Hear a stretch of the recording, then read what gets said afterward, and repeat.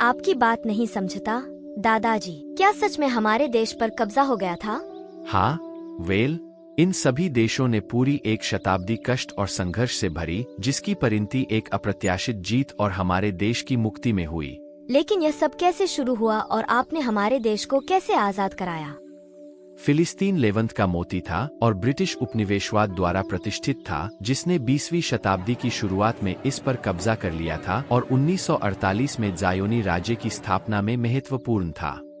अरब लोगों और सेनाओं ने इस क्रूर इकाई के साथ लगातार युद्ध लड़े और ये युद्ध इकाई को हटाने में सफल नहीं हुए, लेकिन वे एक विशाल पत्थर पर लगातार वार की तरह थे। लेकिन अंत की शुरुआत पहले और दूसरे इंतिफादा में हुई, फिर प्रतिरोधी ताकतों के साथ लगातार युद्ध, जो हर बार उनकी शक्ति को तोड़ने में असमर्थ थे।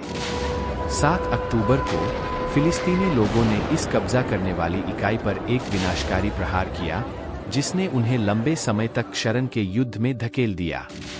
भयानक विनाश और बड़ी संख्या में शहीदों के बावजूद हमारे लोगों का धैर्य अद्भुत था, जिसने असफलता को हमेशा अपनी सेना और लोगों का सहयोगी बनाया।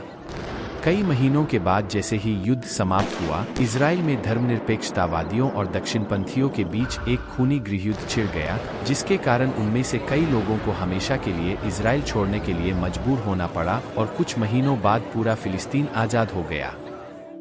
हमारे बहादुर लोगों के लिए एक लंबी और दर्दनाक यात्रा, लेकिन भगवान ने हमें एक महान जीत दी, जिसे हम आने वाली पीढ़ियों को सौंपेंगे।